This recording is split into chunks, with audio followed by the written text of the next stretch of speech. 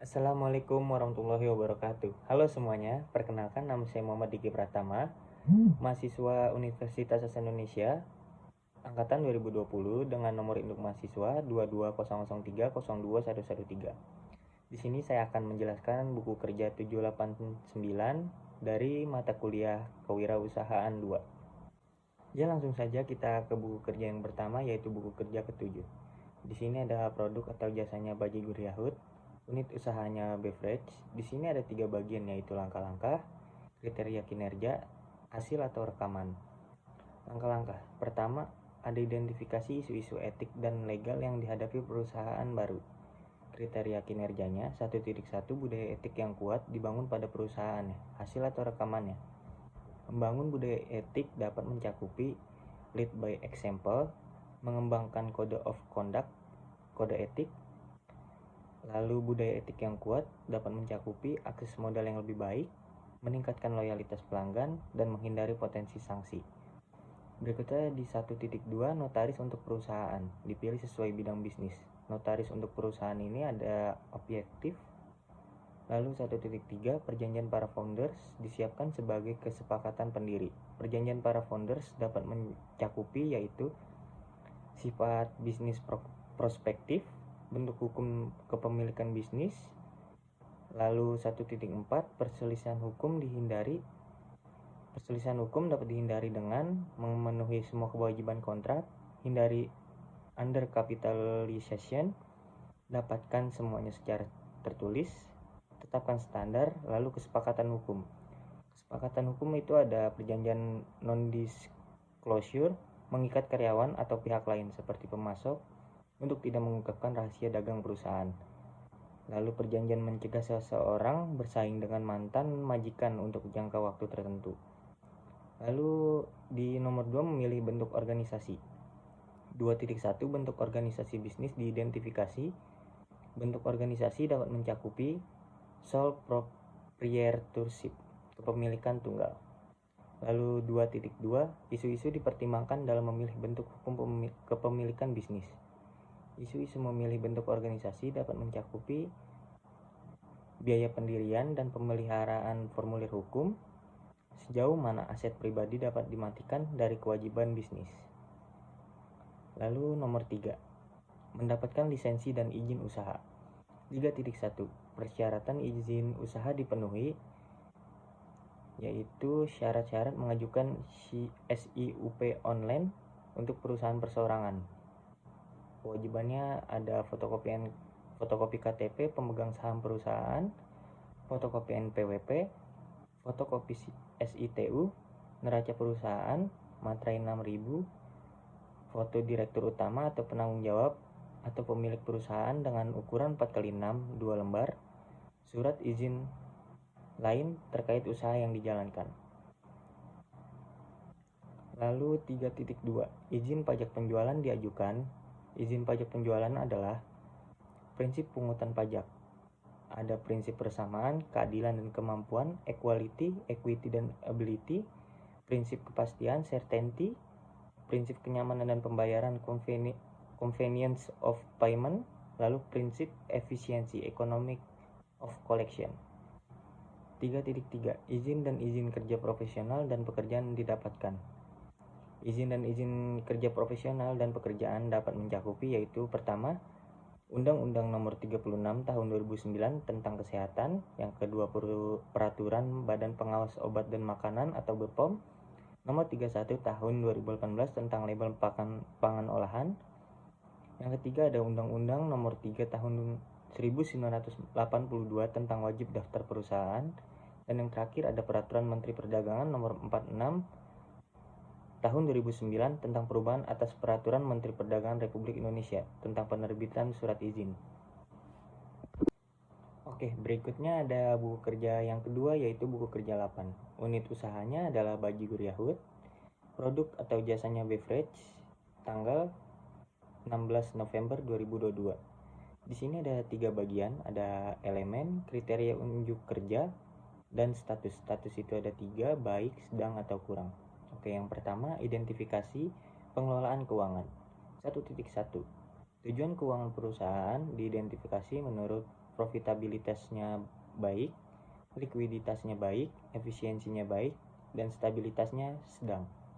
Selanjutnya 1.2, proses pengelolaan keuangan diidentifikasi. Laporan pendapatan baik, neraca baik, laporan cash flow-nya baik, lalu preparasi perakiraan keuangan, yaitu pendapatannya baik, pengeluarannya baik, dan belanja modalnya baik. Selanjutnya preparasi proforma laporan keuangan. Laporan proforma pendapatannya yaitu baik, laporan proforma neraca baik, laporan proforma cash flow baik, lalu analisa berjalan dari hasil-hasil keuangan. Rasio analisisnya baik, mengukur hasil dibanding rencananya baik, mengukur hasil-hasil dengan norma industrinya baik. Lalu 1.3, laporan historis keuangan diidentifikasi.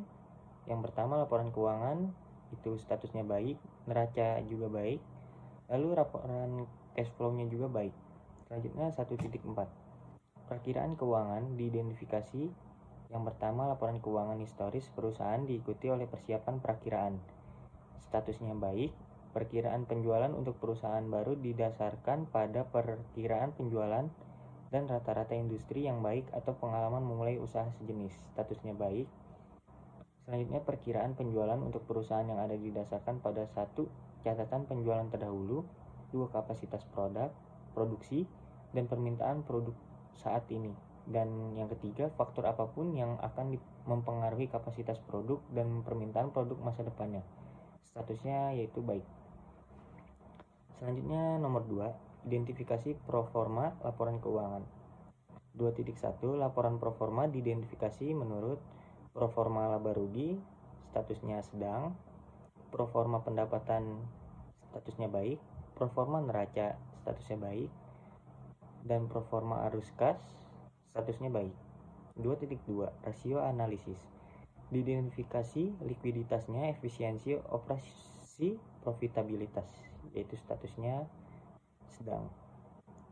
Oke, di sini ada rekomendasinya. Usaha di bidang minuman menyehatkan seperti Bajigur Yahut ini ternyata banyak juga diminati oleh para semua kalangan, baik dari orang tua dewasa, remaja, dan anak-anak.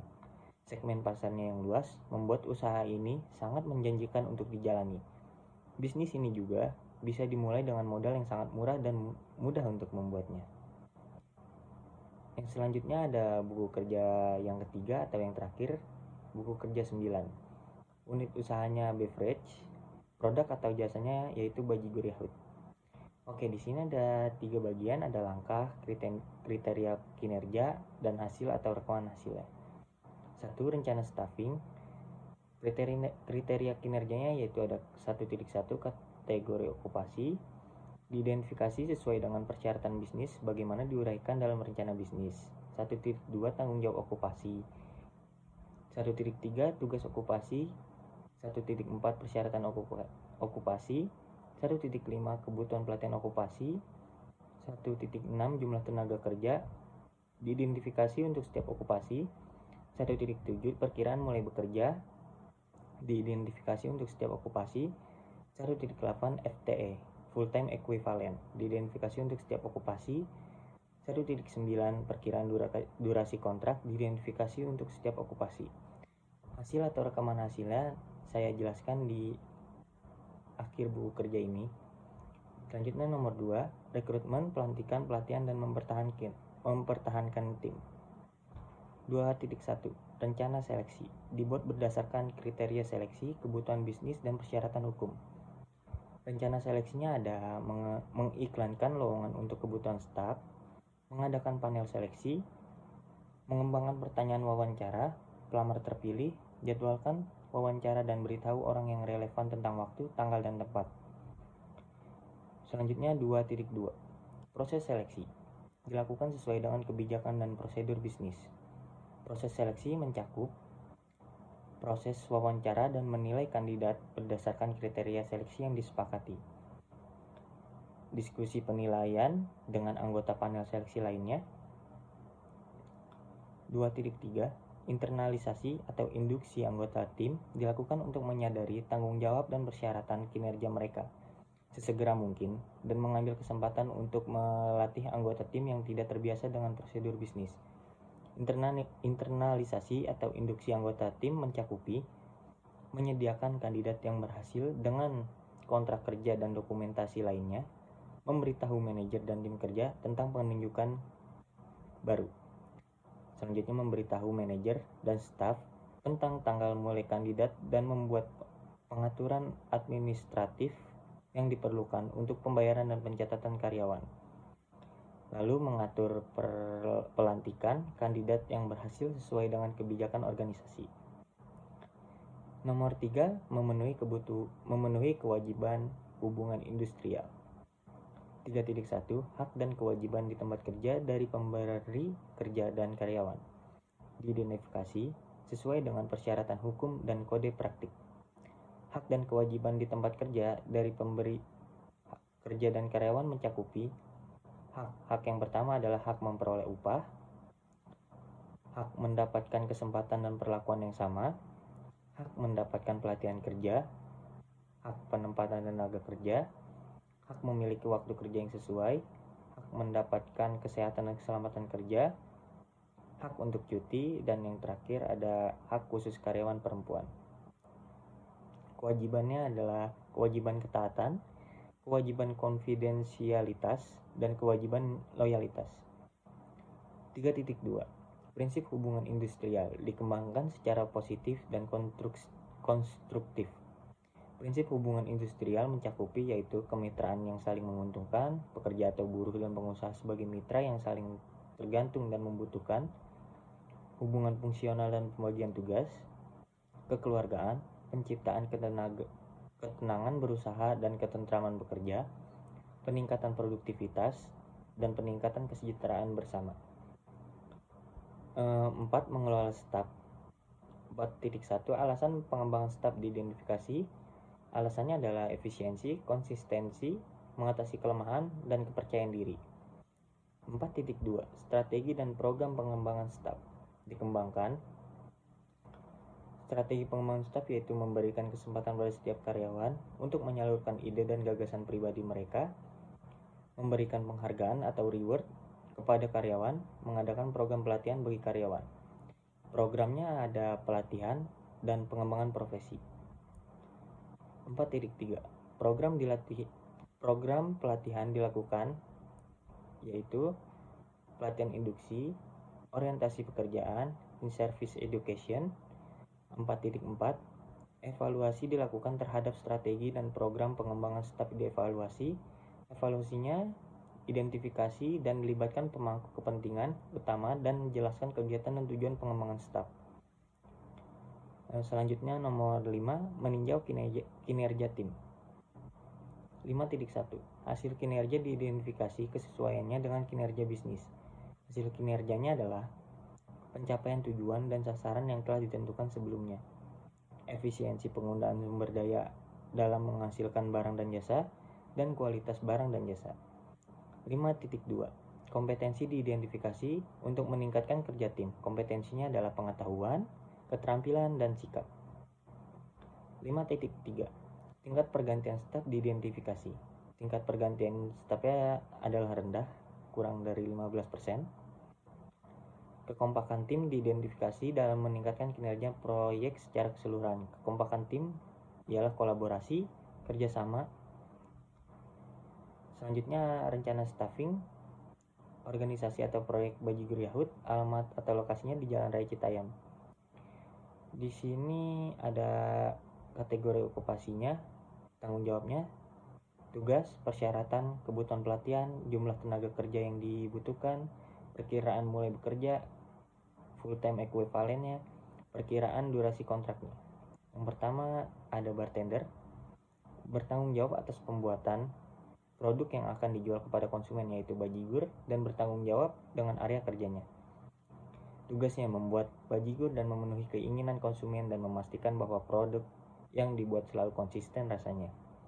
Persyaratannya pendidikan minimal SMA atau SMK, fresh graduate, maksimal 25 tahun, good looking dan good attitude. Kebutuhan pelatihan yaitu 4 hari. Jumlah tenaga kerja yang dibutuhkan ada 2 orang. Perkiraan mulai bekerja yaitu 5 Desember 2022. Untuk FT-nya atau full time equivalennya 7 jam kerja. Perkiraan durasi kontrak yaitu 6 bulan perjanjian kerja. Selanjutnya ada kasir. Kasir bertanggung jawab atas segala transaksi yang terjadi di outlet. Bertanggung jawab membuat report sales harian. Untuk tugasnya ada menangani semua transaksi yang dilakukan di outlet. Persyaratannya pendidikan minimal SMA atau SMK, fresh graduate maksimal 25 tahun, good looking dan good attitude. Kebutuhan pelatihannya adalah 3 hari. Jumlah tenaga kerja yang dibutuhkan adalah 2 orang. Perkiraan mulai bekerja 5 Desember 2022. Full time equivalennya atau FT-nya 7 jam kerja. Perkiraan durasi kontraknya 6 bulan perjanjian kerja. Yang terakhir ada waiters. Bertanggung jawab melayani pesanan konsumen. Tugasnya menangani semua pesanan konsumen. Untuk syaratnya pendidikan minimal SMA atau SMK, fresh graduate maksimal 25 tahun, good looking dan good attitude, bisa bekerja bersama tim atau individu. Kebutuhan pelatihannya 2 hari, jumlah tenaga kerja yang dibutuhkan adalah 3 orang. Perkiraan mulai bekerja yaitu 5 Desember 2022. Full time equivalennya atau FT 7 jam kerja. Perkiraan durasi kontrak 6 bulan perjanjian kerja. Sekian penjelasan dari saya, kurang lebihnya mohon maaf. Terima kasih. Wassalamualaikum warahmatullahi wabarakatuh. Bye.